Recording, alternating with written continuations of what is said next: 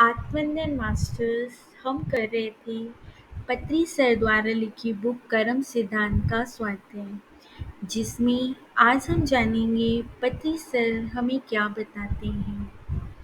सच्चा मार्ग।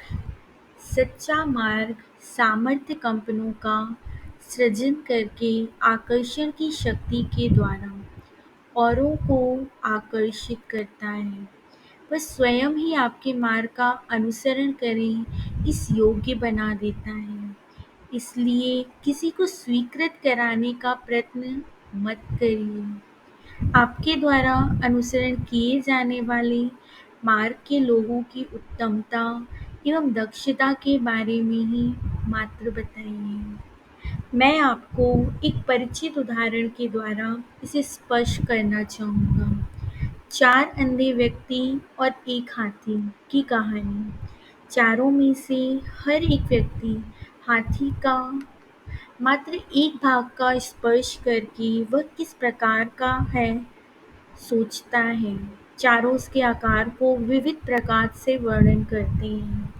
सबके वर्णन को अगर देखा जाए तो निसंदेह हाथी के एक भाग से संबंधित तक तो उन सभी ने सही वर्णन किया है, कह सकते हैं, किंतु वास्तव रूपी हाथी के संपूर्ण आकार का विवरण ऐसे करना किसी पूर्ण सत्य में एक भाग का ही अनुभव पाकर उसी को ही पूर्ण सत्य है ऐसी भावना में है।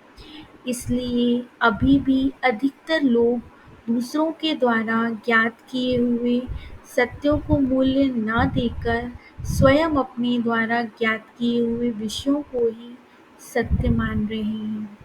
संपूर्ण सत्य को जानने के लिए व्यापक दृष्टिकोण का होना बहुत जरूरी है। जब तक किसी के बताए गए बोध को या सत्यों को स्वयं अनुभव नहीं कर लेते, तब तक उन्हें परिगणना में भी न लें, त्याग भी न करें।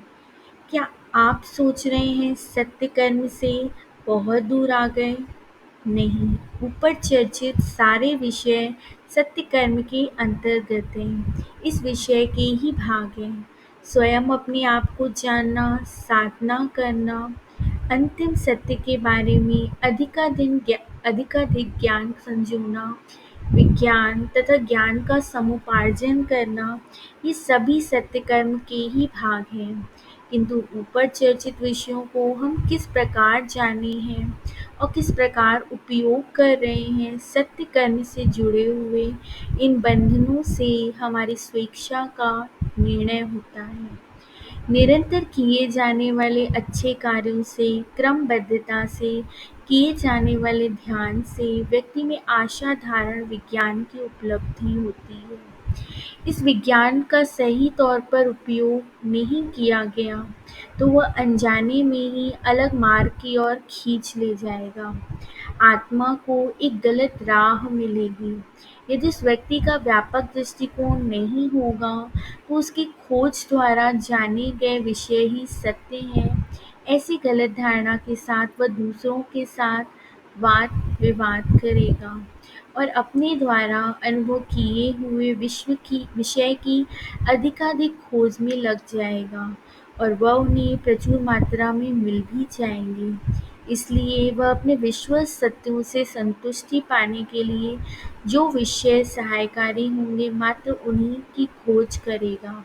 इस प्रकार वह व्यक्ति बहुत समय और शक्ति व्यर्थ में गंवा देगा। इसके अतिरिक्त अपने द्वारा खोजे गए विषयों को ही बिना विराम के दूसरों को बांटने में अत्यंत आनंद का अनुभव करेगा।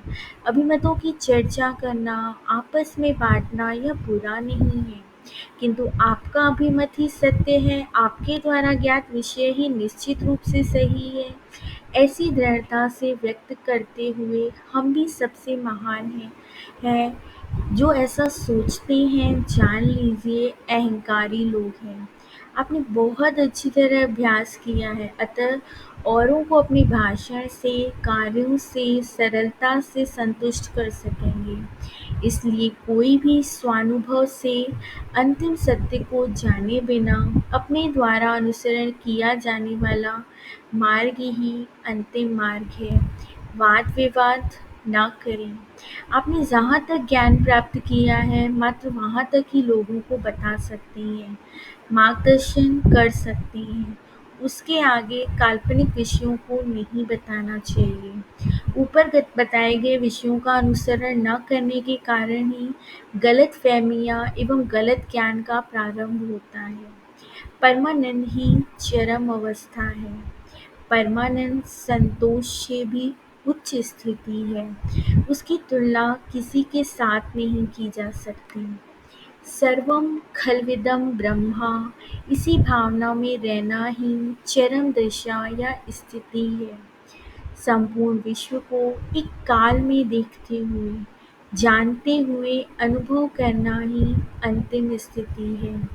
सब कुछ इसी क्षण में और सदा के लिए है। इसलिए अंतिम स्थिति तक न पहुँचने तक हर एक को जागरूकता से रहना चाहिए।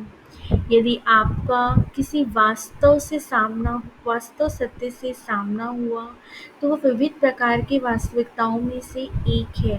ऐसा सोचकर अनंत सत्य को खोजने में और अधिक वास्तविकताओं को जानना है, ऐसा भाव रखना चाहिए। इस प्रकार नित्य अधिकाधिक ज्ञान प्राप्त करते हुए गलत अज्ञान से दूर रहना चाहिए। अगर आप गलतफहमियां या गलत समझ को स्थान देंगे और प्राप्त किए हुए विज्ञान की आप उससे रक्षा न करेंगे, तो जो भी आपके मार्ग का अनुसरण करेंगे, आप उनकी प्रगति में अवरोधक बनके उनके स्वयं को जानने के जन्मसिद्ध अधिकार और आपके स्तर से भी अधिक अभ्यास करने की क्षमता में आप अवरोधक बन जाते हैं। अतः अपने स्तर के अभ्यास के लिए अन्य लोगों को गलत ज्ञान या समझ का निशाना न बनाएं, अन्यथा कैसे बोध करें। यह सीखने के लिए फिर से जन्म लेना होगा तथा अधिक परिश्रम करके सूक्ष्म सत्यों का विस्तार रूप से प्रचार करना पड़ेगा। विगत जन्मों में आपके बोध से कुछ लोगों के मन में गलत विचार या ज्ञान वर्तमान जीवन में पहाड़ सा बढ़ने के कारण इस जन्म में उन्हें अज्ञान दूर करने के लिए बहुत परिश्रम करना पड़ेगा। जितने लोगों के मन में यह गलत समझ बीज रूप में बोई है, उन सब की संख्या से कई गुना अधिक लोगों के संदेह को आप जब तक दूर नहीं कर देते, तब तक यह कर्म चक्र आपको नहीं छोड़ेगा। इसलिए सदा सत्य ही बोलना चाहिए। कोई एक समूह के निकट आने के लिए सत्य को अधिक उज्ज्वल दिखाने की कोशिश करने से आप किसी भी प्रकार की प्रगति नहीं कर पाएंगे। आप इस बात को भली भांति समझ लीजिए, सत्य को काल्पनिकता से जोड़ने के कारण आप अपने आप को भी धोखा दे रहे हैं। आध्यात्मिक उन्नति 3 विषयों से संबंधित है। वह इस प्रकार है: जानना, देखना, अनुभव करना। एक स्तर पर पहुंचने के पश्चात आप सत्य और असत्य के अंतर जान जाएंगे। उसके पश्चात आप स्वयं सत्य को ग्रहण कर पाएंगे। किंतु जब तक आप सत्य का स्पर्श नहीं करते, अनुभव नहीं करते, तब तक यह मत समझिए कि आप अंतिम ध्येय तक पहुंच गए। आपने जो सीखा है औरों को ज़रूर बताइए, लेकिन कभी भी वाद विवाद में मत पड़िए। हर एक अनुभव भिन्न होता है। हर अनुभव आत्म अभिवृद्धि में सहायक होगा। सभी विषयों की सुनते हुए, व्यापक दृष्टिकोण रखते हुए सत्य को देखकर, अनुभव कर, अभ्यास कर पाएंगे। किसी स्थिति में अपने विज्ञान को देखकर गर्व नहीं करना चाहिए। आध्यात्मिक मार्ग में मेरे द्वारा ज्ञात विज्ञान आवश्यक लोगों को उपयोगी हो सके तो मुझे अत्यंत प्रसन्नता होगी। हमेशा इसी प्रकार का भाव रखें। एक स्तर पर पहुँचने के बाद कुछ लोग ये भावना रखते हैं कि दूसरों से दूर, अकेले में, एकांत में जाने से उनकी उन्नति शीघ्र हो पाएगी। इस बात में कोई संदेह नहीं है।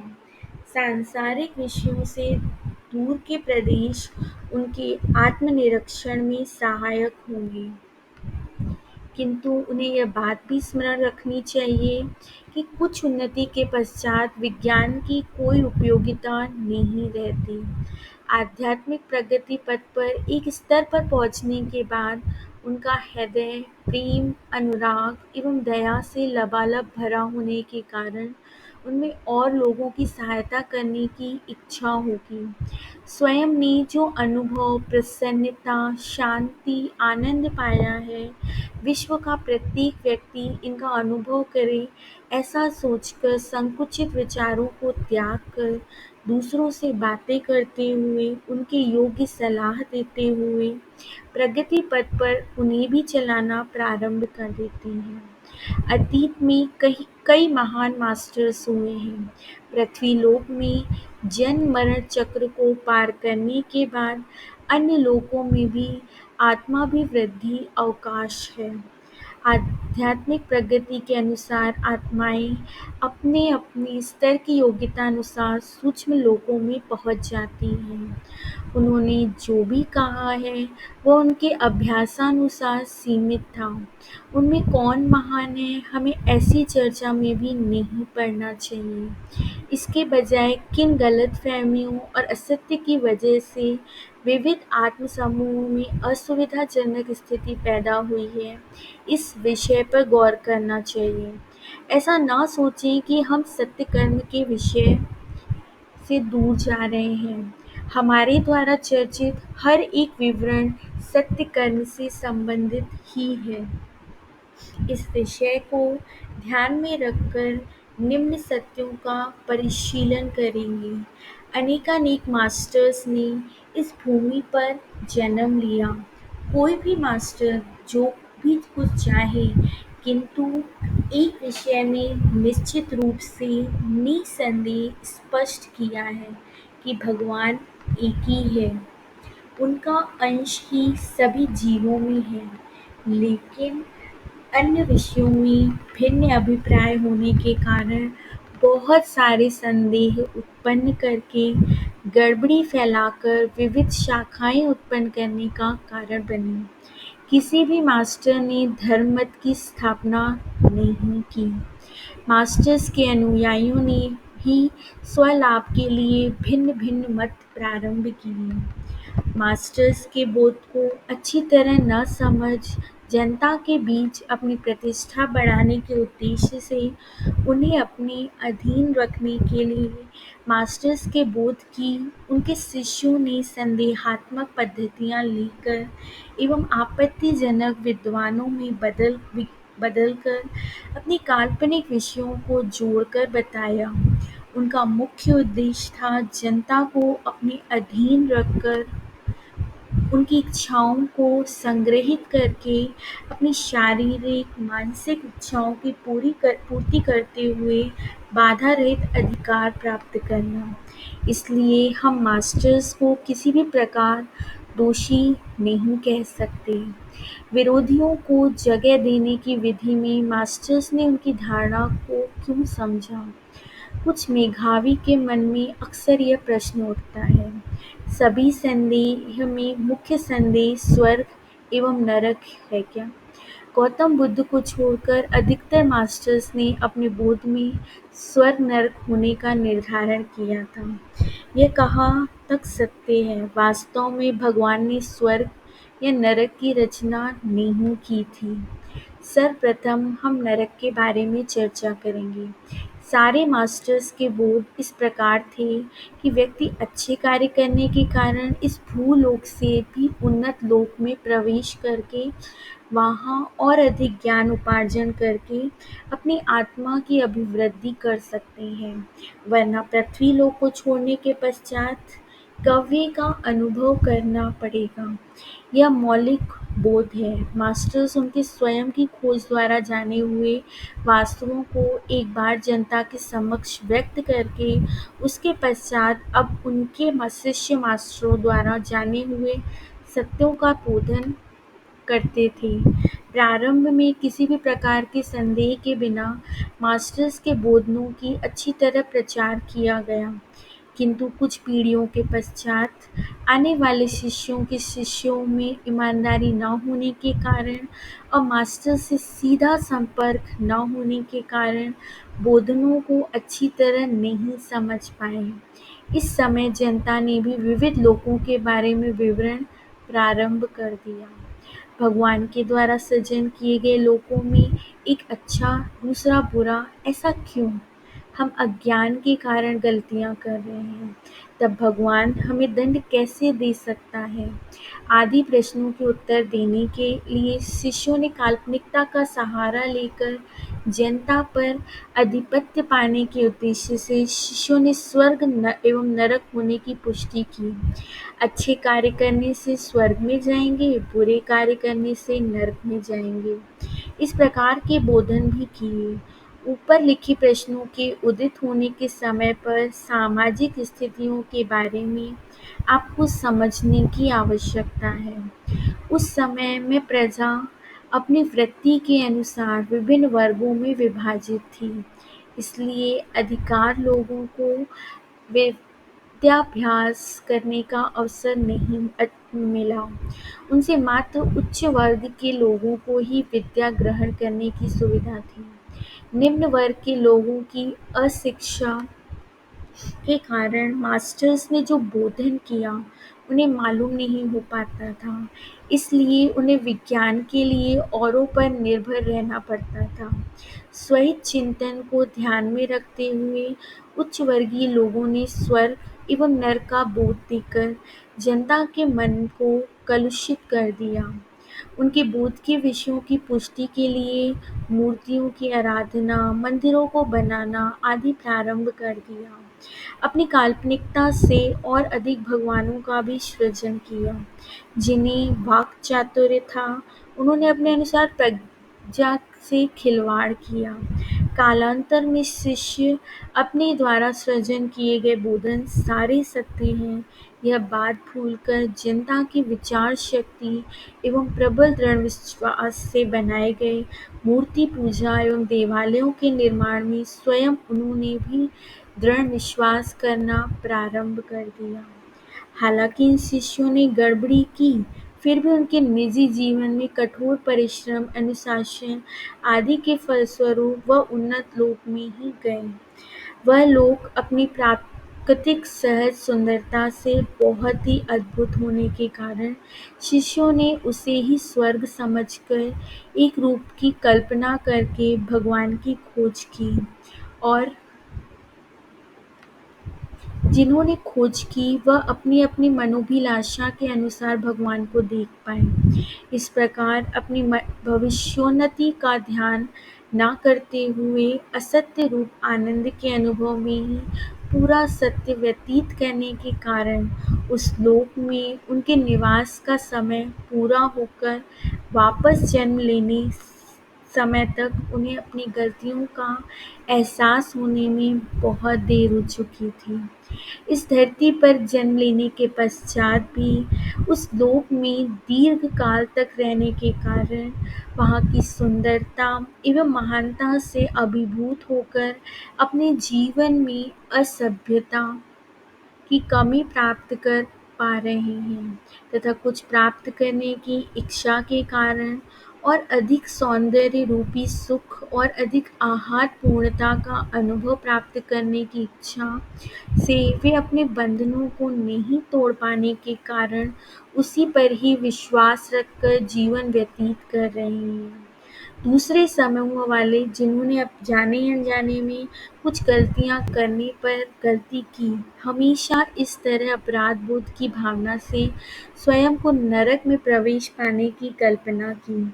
उस जमाने में नरक के वर्णन करते हुए कुछ कहानियां होने के कारण अपने द्वारा किए गए बुरे कामों के लिए विभिन्न प्रकार की नरक यातनाओं का अंदाजा लगाना प्रारंभ कर दिया। इसलिए ये आत्माएं पृथ्वी लोक के जीवनांतर उन्नत लोकों पूर्ण करने वाले जिस लोक में जाते हैं में जाने पर भी अपने नरक को ही देखती हैं।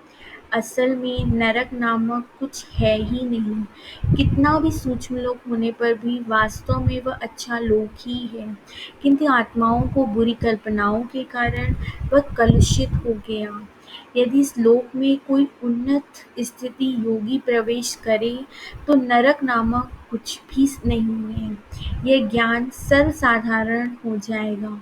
सबसे अधिक महत्वपूर्ण है विश्वास, इसलिए कभी भी गलत विश्वासों को महत्व नहीं देना चाहिए।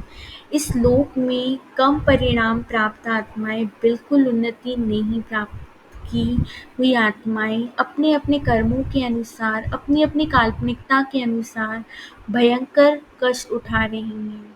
उन सबके अज्ञान को दूर करना हम सबका कर्तव्य है। अंधविश्वासों की जंजीरों को निकाल फेंकें तो वह अपने आप बाहर आ जाएंगे। अंधविश्वास उनकी आत्मोन्नति में सहायक न होकर गलत मार्ग पर ले जाकर उनके गमनीय स्थान से उन्हें दूर ले जाता है। परिणाम क्रम में अभिवृद्धि प्राप्त हुई आत्माएं मास्टर्स की सहायता से अनावश्यक यादों को, अंधविश्वासों को प्रजा के मन से निकाल फेंकने का प्रयत्न कर रही हैं। ऊर्ध्व लोकों के मास्टर्स सभी की सहायता करने के लिए अत्यंत उत्सुकता से प्रतीक्षा कर रहे हैं। मास्टर्स ने इस विनाश का कारण न होते हुए भी इस विनाश को रोकने का प्रयत्न नहीं किया, क्योंकि तब उनमें फ्री विल क्षेत्र में स्थित प्रजा को प्रभावित करने की शक्ति नहीं थी। अभी वह अच्छी तरह अभिवृद्धि पाकर अधिकाधिक शक्ति एवं ज्ञान को प्राप्त करके उस सभी के अंधविश्वास जो उनके स्वयं के द्वारा सृजन किए हुए हैं, उनका निर्मूलन करने का प्रयत्न कर रहे हैं। वह विवेक क्षेत्र के मास्टर्स की सहायता से वास्तवों का, सत्य का भूलोक में तीव्र गति से प्रचार कर रहे हैं। आत्माभिवृद्धि के लिए स्वर्ग लोक का ज्ञान नरक के ज्ञान से भी अधिक खतरनाक ही नहीं, नुकसानदायक भी है। नरक के ज्ञान में आत्मा थोड़ी जागरूक होकर अपने हिस्से के दंड का अनुभव करने के पश्चात उसको यह ज्ञात हो जाता है कि वह अंतिम स्थिति नहीं है। लेकिन स्वर्गलोक का ज्ञान अधिक भ्रम उत्पन्न करते हुए ऐसा विश्वास दिलाता है कि इसी लोक में ही सुखों का अनुभव किया जा सकता है। इतना ही नहीं, स्वर्ग में आत्माएं अधिकाधिक अभिवृद्धि को प्राप्त कर अधिक विज्ञान को पाने के कारण उनके विचारों का प्रकम्पन अत्यधिक शक्तिशाली होने से उसी को वास्तव समझकर इस भावना में रहते हैं कि इससे बढ़िया और कोई जगह नहीं है, करने लायक अब और कोई काम नहीं है, किंतु वास्तव तो इसके बिल्कुल विपरीत है। आत्माभिवृद्धि होते होते सांस लेने तक की फुर्सत नहीं रहती। इतना काम बढ़ जाता है, किंतु फिर भी काम को हंसते हंसते करते हैं। काम करके आनंद का अनुभव करते हैं। आलस समाप्त हो जाता है। परंतु स्वर्गलोक में आलस बढ़कर निष्ठा में ढील आ जाती है। इस लोक में अपना समय पूरा होने तक और कुछ सीखने या अभ्यास करने की इच्छा नहीं रहती। आत्मा उन श्रृंखलाओं से बाहर निकलना नहीं चाहती, इसलिए अपने अच्छे कार्यों के कारण यदि एक बार भी उस लोक में चले गए तो इस बात का पर गौर करना चाहिए कि यहाँ पर क्या क्या है और वह हमारी आत्मोन्नति में किस प्रकार सहायक हो सकता है। ऐसा करने से उस लोक को सरलतापूर्वक पार करना ही नहीं, बल्कि नई नई अच्छाइयों को भी संग्रहित कर पाएंगे। इस लोक में स्थित सारे अच्छे विषयों का अभ्यास कर सकते हैं। यदि एक बार और विशेष रूप से कहना पड़े तो वह लोक एक अद्भुत लोक है। सुख, शांति, प्रेम, वात्सल्यता से भरपूर है। परंतु वह आपका गम्य स्थान नहीं है। उस लोक में आपके निर्धारित समय से अधिक रहने की इच्छा होगी। आप सुखों को छोड़कर आना नहीं चाहेंगे। इच्छाओं की पूर्ति करना, सुखों का अनुभव करना अच्छा हो सकता है, बुरा हो सकता है या महान हो सकता है। उनकी वजह से हमारी आत्माओं को प्रभाव पड़कर जीवन चक्र में कुछ बंधनों को बनाकर फिर से निम्न लोकों के कर्म करवाने का कारण बनता है। इसलिए इस विज्ञान को हमारे मन में एक कंप्यूटर चिप की तरह छिपाकर संभालकर वह लोक बहुत ही आच्छादपूर्ण लोक है। लगता है किसी से भी उसकी तुलना नहीं की जा सकती। फिर भी वह हमारा अंतिम लक्ष्य नहीं है। यह स्मरण में रखते हुए उपयोग करना चाहिए। इस विज्ञान से भरी यह चिप हमारी आवश्यकतानुसार सही प्रेरणा देती रहेगी। जो आत्माएं सुखों में डूबकर उसी लोक में रहने की चाह रखने वाली हैं, वह फिर से पृथ्वी लोक में थोड़े ज्ञान के साथ आने पर स्वर्ग के बारे में बोधन करना प्रारंभ कर देती हैं। वह स्वर्ग लोक के प्रति अत्यंत विश्वास रखकर यह समझती हैं कि अंतिम सत्य यही है। हमेशा थोड़ी अच्छाई, थोड़ा सुख, थोड़ा आनंद चाहने वाला जनसमूह इनके बोधनों को प्रमुखता देकर उस लोक यानी स्वर्ग में पहुंचने के लिए परिश्रम करता रहता है। इसलिए अंतिम सत्य को जानने वाली आत्माओं को हमेशा स्वर्ग नरक का ज्ञान सदैव अपने स्मरण में रखना चाहिए। नव युग का धर्म मत, द न्यू एज रिलीजन। नव युग से संबंधित मास्टर्स अत्यंत ज्ञानवान हैं। उनके द्वारा बोले गए एक एक वाक्य में अधिकाधिक अर्थ अंतर्निहित होकर ऐसे उद्देश्य से सिद्ध होता है कि आगे प्रश्नों को पूछने की आवश्यकता ही न पड़े। तुरंत अनुसरण योग्य है। प्रवचित बोधनों को सुनते ही तुरंत सच्चाई से अवगत हो जाते हैं। उनमें संपूर्ण वास्तविकता से भरपूर वाक्य है। हमारे वास्तविकता का सृजन हम ही करते हैं, अर्थात हम ही हमारी वास्तविकता यानी यथार्थता की सृजन करता है। एक व्यक्ति कुछ अच्छाई को पाने के लिए अथवा जानने के लिए जब तक नहीं चाहेगा तब तक हम उसे किसी भी प्रकार नहीं बना सकते। इसलिए हम बार बार बताते हैं कि किसी व्यक्ति का मार्गदर्शन करके, उसके संदेह को दूर करके उसे स्वयं अपने प्रयास से मार्ग बनाने को कहें। हमारी सारी शक्ति का प्रयोग करके भी उनकी स्वयं की इच्छा के विरुद्ध जाकर हम उसे अज्ञान से बाहर नहीं ला सकते। जब तक कर्मचक्र के बारे में अच्छी तरह से नहीं जान लेते, तब तक किसी को भी उसे उसके परिणाम से बाहर निकालने की कोई गुंजाइश ही नहीं है। इसलिए किसी को भी अपने आध्यात्मिक मार्ग में जाने गए विषयों का उनके सम्मुख हुई घटनाएं अच्छी तरह मालूम होने पर भी अत्यंत जागरूकता से एवं उसका विवरण किए किसने दिया अथवा किसका अनुभव है, किस पुस्तक में इस विषय के बारे में लिखा है, इन सब को बताना आवश्यक है। ऐसा करने से हम लोगों को गलत समझ से दूर रख सकते हैं। इसके अतिरिक्त सुनने वालों पर भी हमारी बातों का विशेष प्रभाव पड़ता है। हमारी बातों को सुनने वाले व्यक्ति सबसे पहले यह जाने कि यह व्यक्ति जो शांत हो, अच्छी तरह अनुभव किए हुए विषय का ही बोधन करे। इसके द्वारा सही मार्गदर्शन पाया जा सकता है या कोई संशयात्मक मार्ग पर खड़ा नहीं करेगा। ऊपर बताए गए विषय को सही समझ पाएं तो हम सत्य कर्म के बंधन से दूर रह सकते हैं। अवास्तविकता का प्रचार करना, बोधन करना, पूर्ण जागरूकता में न रहकर मार्गदर्शन करने से हम सत्य कर्म के अधीन होकर प्रजा को अंधकार में रखते हैं। अपनी गलतियों को जानकर जब तक सुधार नहीं लेते, तब तक इस भूमि पर जन्म लेते ही रहते हैं। कर्म चक्र में सभी बंदी क्यों हैं? इसकी चर्चा करने से पहले अभी तक जाने गए विषयों का विवरण दूंगा। भगवान ने 2 क्षेत्रों की रचना क्यों की? सृष्टिकर्ता परमात्मा प्रेम स्वरूप है। इसलिए उन्होंने ऐसा विचार किया कि अपनी ही अंशरूप आत्माएं भी उनके जैसे ही सृजन कार्य कर सकें, स्वयं को ज्ञात परम सत्य को वह भी जाने। परम सत्य को समझने के लिए आत्माओं को इच्छाओं का एवं उद्वेगों का अनुभव करना ही होगा। इन आत्माओं तथा उद्वेगों का खेल यदि अधिक खेलेंगे तो अवश्य ही अज्ञान के गर्त में गिर जाएंगे। सत्यमय प्रेम को, सत्यमय आनंद को, सत्यमय ज्ञान विज्ञान को जानने के लिए समस्त परीक्षाओं का सामना करना पड़ेगा। सृष्टिकर्ता ने एक आदर्श पिता की भांति आत्माओं को अनेकानेक प्रयोग करने के लिए पूर्ण स्वतंत्रता दी है। उनकी अभिवृद्धि में कभी भी हस्तक्षेप न करने का निर्णय लिया है। फिर आत्मा की प्रगति के बारे में कैसे निर्णय लें? इसलिए उन्होंने एक सार्वभौमिक कानून को अर्थात यूनिवर्सल लॉ कर्म चक्र को निर्मित किया।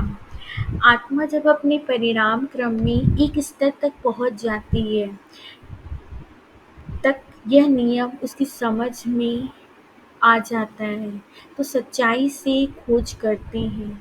जो सच्चाई से खोज करते हैं उनको आवश्यक ज्ञान विज्ञान के बारे में जानकारी हो जाती है। जो खोज नहीं करते वह इसका लाभ नहीं ले सकते। हर एक आत्मा अपनी उन्नति के लिए परीक्षण करे, इसलिए स्वेच्छा, स्वतंत्र, वासना, उद्देश्य इन सब को लेकर स्वच्छंद क्षेत्र हुआ।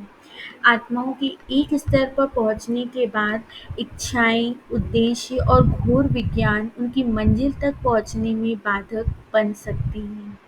इस आशंका से सृष्टिकर्ता ने अपनी दूरदृष्टि का उपयोग करते हुए इन आत्माओं की सहायता के लिए विवेक आत्माओं के क्षेत्र का सृजन किया।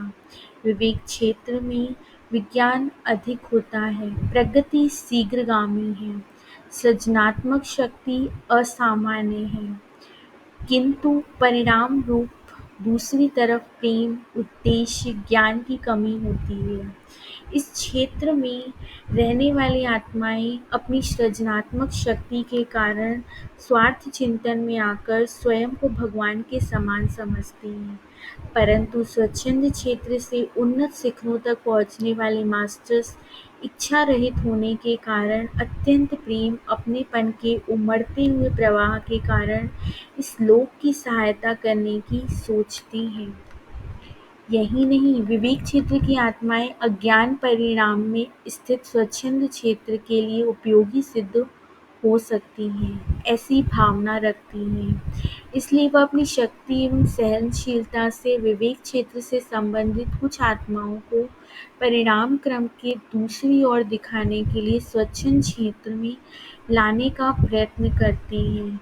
उन्हें ज्ञान प्रदान करने के लिए सही समय एवं सही आत्माओं की प्रतीक्षा करती हैं। उनका प्रयास स्वार्थ रहित होने के कारण कई आत्माएं उनके मार्ग की तरफ आना प्रारंभ कर देती हैं। अब विवेक क्षेत्र में भी कई परिवर्तन हो रहे हैं। विवेक क्षेत्र की आत्माएं शीघ्र गति से परिणाम प्राप्त करने के लिए सत्य की दूसरी तरफ, जैसे सिक्के के दो पहलू होते हैं, स्थित अनुभवों को पाने के उद्देश्य से स्वच्छंद क्षेत्र में जन्म लेने का निर्णय ले रही हैं। अब और एक समझने वाला विषय है कि आत्मा भी वृद्धि चाहने वाली आत्मा को अपने क्षेत्र के परिवर्तन की अवकाश होती है। स्वच्छंद क्षेत्र में एक बार प्रवेश करने के बाद आत्माएं स्वयं जान लेती हैं कि यहाँ बहुत बदलाव है। विज्ञान समुपार्जन में अग्रगामी होने के कारण यह आत्माएं अपने अभिप्रायों को कर्म से परिश्रम से अवगत करा पा रही हैं। कुछ समय तक इस व्यवहार ने बहुत अच्छा काम किया। कालांतर में 2-3 विवेक क्षेत्र की आत्माएं एक ही स्थान पर काम करने के कारण उनमें स्पर्धा प्रवृत्ति प्रारंभ होकर स्वार्थ भावना पल्वित हुई। असामान्य चातुर्य के कारण आधिपत्य की आकांक्षा करने वाली और समझने लगी कि यह खेल अत्यंत आसक्तिजनक है। इस लोक में उन्होंने कई सृजन किए, किंतु कोई यह सोचे कि मेरी सृजनता ही सर्वश्रेष्ठ है तो तुरंत ही दूसरी आत्मा और एक नियम का सृजन कर सकती है। इस प्रकार इस स्पर्धा ने तीव्र रूप ले लिया, जिस कारण यह व्यवस्था विनोदपूर्ण न रहकर परिश्रमपूर्ण बन गई। उन्हें स्पष्ट रूप से यह ज्ञात है कि सृष्टिकर्ता ने इन दोनों क्षेत्रों की आत्माओं को एक समान शक्ति युक्त बनाया है, परंतु स्वच्छंद क्षेत्र की आत्माएं अपने स्वयं कृत अपराधों के कारण अज्ञान में जी रही हैं। जब यह आत्माएं स्वच्छंद क्षेत्र में भौतिक रूप से मृत्यु होने के पश्चात कर्म सिद्धांत की रूपरेखाओं को संपूर्ण रूप से देखेंगी, तब वह विज्ञान एवं चतुराई में समृद्ध होने के कारण की गई अपनी गलतियों को समझकर स्वीकार करके उन्हें सुधारना चाहेंगी। इसलिए वह फिर से और एक बार स्वच्छंद क्षेत्र को लौटकर आना प्रारंभ करके आत्माओं के बदलाव के कारण ग्रहांतरवासी के रूप में आकर भूलों की सहायता करने का उद्देश्य रखती हैं। उनकी बताने की प्रक्रिया निर्भीकता एवं प्रतिभापूर्ण रहने से अपने द्वारा अनुसंधान किए हुए सत्यों को शीघ्र अवगत कराने के लिए यह आत्माएं अधिकतर पश्चिमी देशों में जन्म लेती हैं। सामाजिक एवं आर्थिक वातावरण की स्थितियों की अनुकूलता के कारण अपने अभिप्रायों को शीघ्रता से विस्तृत करने के लिए पश्चिमी देश बहुत ही अनुकूल है। इसलिए नवीन योग मत का प्रभाव पश्चिमी देशों में अधिक होने के कारण विश्व भर में वहां से विस्तारित हो रहा है। आप पूछ सकते हैं, दो प्रकार के दो क्षेत्रों की क्या आवश्यकता है? दोनों वर्गों को एक ही क्षेत्र में रखेंगे तो ज्ञान के अर्थ को समझने की शक्ति बढ़कर आत्मा की परिणति शीघ्र ही होगी न। प्रारंभ में दोनों वर्गों को एक ही क्षेत्र में रखने का आदेश देने पर उनके विचारों के विधान अलग-अलग होने के कारण एक दूसरे को विदेशियों की भावना से देखने लगे। इस तरह की गड़बड़ी को रोकने के लिए तथा अस्त-व्यस्तता के निवारण हेतु प्रारंभ में दो क्षेत्रों का सृजन किया गया, किंतु अभी अनजाने में ही एक वर्ग वाले दूसरे वर्ग के साथ मिलजुल कर रह रहे हैं। हम कर्म चक्र में बंदी क्यों हैं? प्रारंभ में स्वच्छंद क्षेत्र केवल दुख और अनुराग के अनुभव ही करते थे। उस क्षेत्र में रहने वाले एक दूसरे के साथ अपनेपन से रहते थे। उनके आत्मीय जनों में कोई भी यदि अपना भौतिक देह त्याग कर दूसरे लोक में जाते हैं, तो उसके भौतिक बंधु रिश्तेदार बहुत दुखी होते थे। उस जगत की समृद्ध आत्माएं भौतिक देह त्यागने पर सांत्वना देकर उन्हें सामान्य परिस्थिति में लाते थे। पृथ्वी लोक का सौंदर्य एवं संसाधन समृद्ध होने के कारण धीरे धीरे इस लोक की विशेषता बढ़ी, जिससे अधिकाधिक जीव आकर्षित होकर पृथ्वी लोक में जन्म लेकर जन्म संख्या बढ़ाने लगे।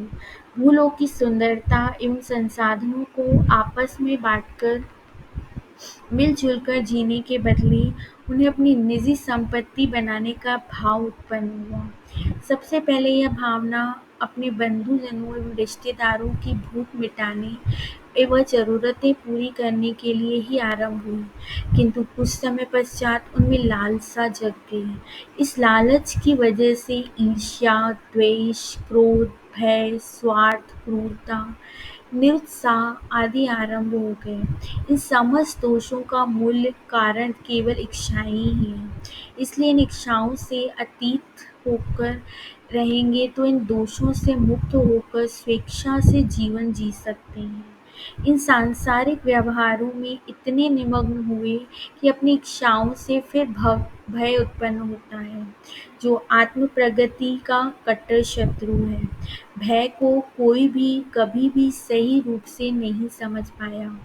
मानव की दिनचर्या इस भय से जुड़ जाती है। उदाहरण के लिए एक व्यक्ति अपार धन संपत्ति से संपन्न है, फिर भी वह अपना सारा समय और अधिक धन कमाने में क्यों लगाता है? इसका क्या कारण है? यह सोचकर कि यह संपत्ति हमेशा के लिए मेरे पास रहेगी कि नहीं, दुर्भाग्य से मैं इसे खो न दूं।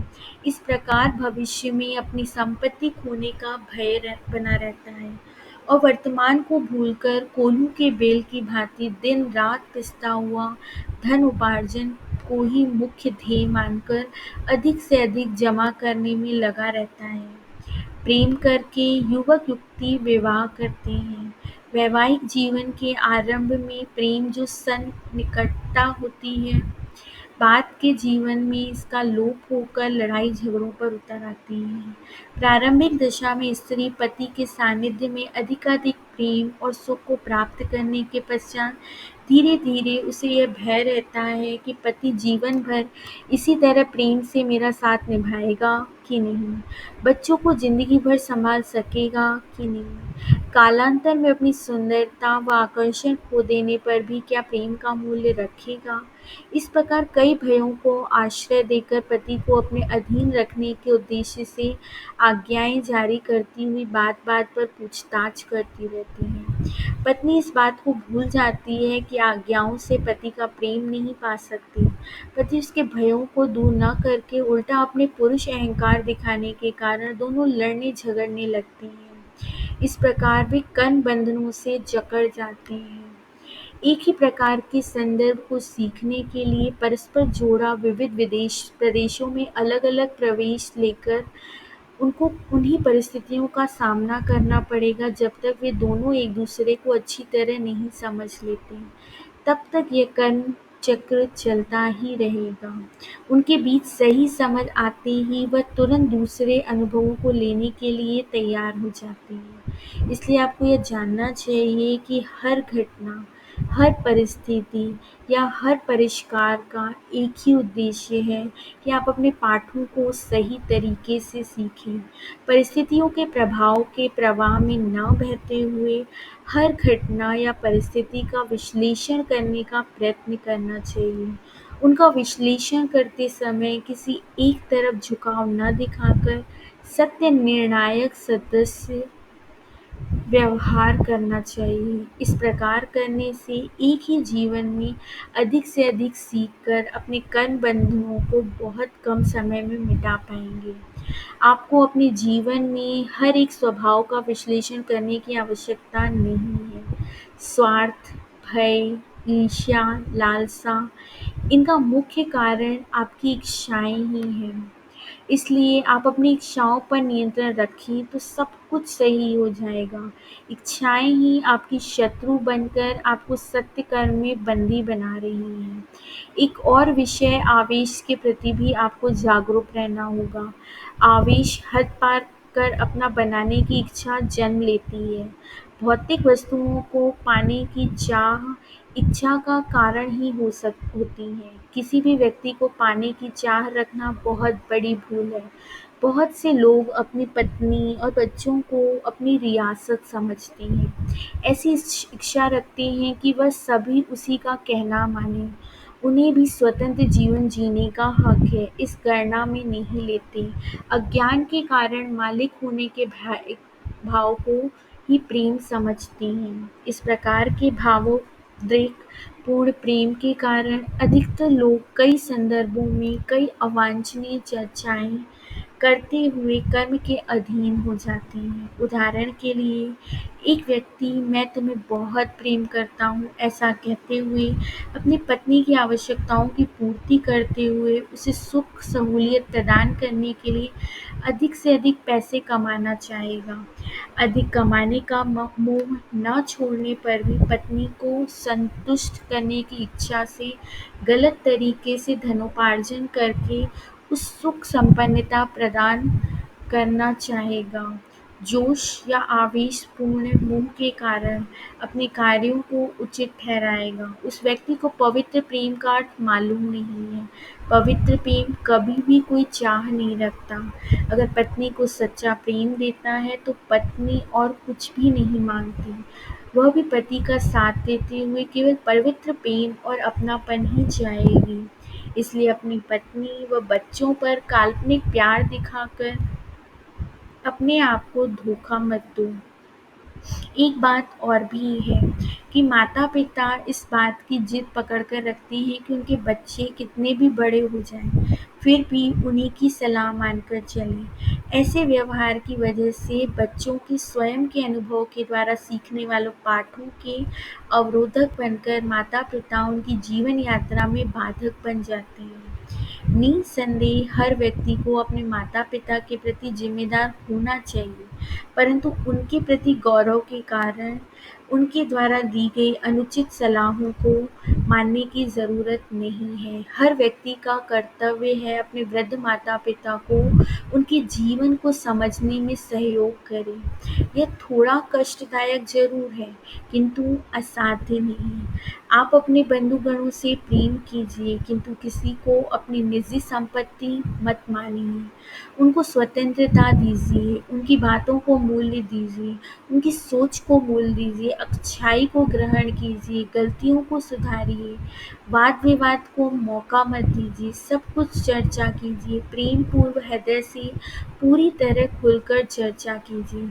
जब आप दिल खोलकर हर एक व्यक्ति से बात कर पाएंगे, तभी सभी समस्याओं तथा गलत कहानियों को दूर कर पाएंगे।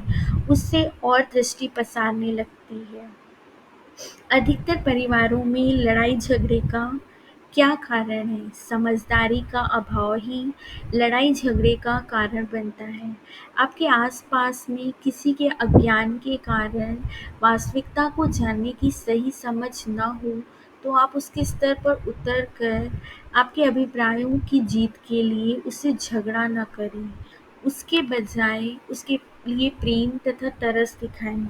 वह आपके स्तर तक उन्नत नहीं हुआ है, ऐसा ध्यान में रखते हुए धीरे-धीरे धैर्य के साथ अपने स्तर तक उसको भी उन्नत बनाने के लिए प्रयत्न कीजिए।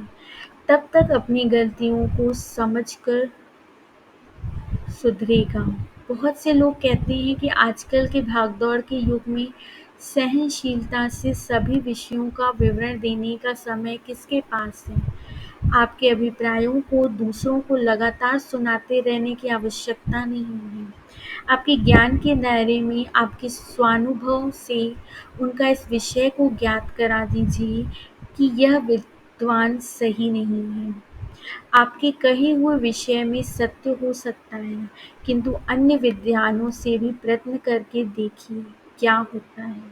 निष्पक्ष होकर व्यवहार करने और सच्चाई से प्रयत्न करने पर उनमें आश्चर्यजनक बदलाव आएगा। वास्तव में बहुत सारे लोग ज़रूरत से भी ज़्यादा समय को व्यर्थ कर रहे हैं, पर यह भी समझना ज़रूरी है कि समय से भी कई अधिक उद्देश्य की कमी रह गई है। अनावश्यक बातों में समय व्यर्थ करने की से अच्छा है प्रेम से रहना, एक दूसरे को अच्छी तरह समझना। स्वार्थपूर्ण होने पर आप अपने उत्तरदायित्वों से बचने के लिए, मन बहलाने के लिए, मनोरंजन के आश्रय में जाकर मन की प्रसन्नता के लिए मनोरंजन आवश्यक है, ऐसी गलत और दोषपूर्ण व्याख्या करना। अधिकतर लोग समस्याओं के परिष्कार की इच्छा न रखकर उसकी खींचातानी करना चाहते हैं। उन समस्याओं से थोड़ा बहुत सुख का अनुभव पा रहे हैं, इसलिए ऐसे दृष्टिकोण से बाहर आएं। आप इस जीवन में चुनी हुई समस्याओं का परिष्कार नहीं करेंगे, तो ये ही संदर्भ या मौके दोगुनी तीव्रता से अगले जन्मों में फिर से इनका सामना करना पड़ेगा। कर्म बंधनों में फंसाने वाला और एक विषय है नाम प्रतिष्ठा। इस प्रकार का यश नित्य कर्म से अधिक सत्य कर्म से संबंधित है। अधिक परिणाम में अच्छे कर्म करने से आप सिर्फ समाज में ही एक उन्नत स्थान प्राप्त नहीं करते, बल्कि आप विश्व में प्राणी मात्र के सहायक सिद्ध हो सकते हैं। किंतु नाम प्रतिष्ठा साधारण सुखों से भी अधिक प्रभावपूर्ण एवं खतरनाक होती है। यदि मानव यश या प्रतिष्ठा का स्वाद एक बार चख ले, तो शाश्वत रूप से पाना चाहेगा। दूसरों की सुख शांति के लिए आपका समर्पण रहने से प्राप्त यश कीर्ति अपने आप ही सदा के लिए आपके साथ रहेगी। किंतु यदि एक बार यश प्रतिष्ठा से संबंधित उन्नत स्थान को आपने पा लिया, तो फिर कभी भी उसे गंवाना नहीं चाहेंगे। परिणाम यह होगा कि सभी विद्वानों को, चाहे अच्छे हों बुरे हों, क्रूर हों, अपने स्थान को सुरक्षित रखना चाहेंगे। इस प्रकार आप अधिकाधिक कर्म संचित तो करेंगे ही, साथ ही साथ अपने निर्णयों के कारण दूसरों की प्रगति में बाधक बनेंगे तथा बाधक बनने के कारण कर्मचक्र प्रभाव के तीव्रतापूर्वक शिकार बनेंगे। ऐसी परिस्थितियों से बाहर निकलना चाहते हैं तो पाए हुए उच्च नाम यश को, अनुयायियों को, अच्छे स्थान अथवा पदवी को पाने पर अपने स्तर को खोने की चिंता छोड़कर सदा सत्य मार्ग का अनुसरण करें। यदि सत्य के लिए, अच्छे के लिए अपने पद को त्यागना पड़े तो एक क्षण भी सोचे बिना बेझिझक उस स्तर को त्यागने के लिए तत्पर हो जाना चाहिए।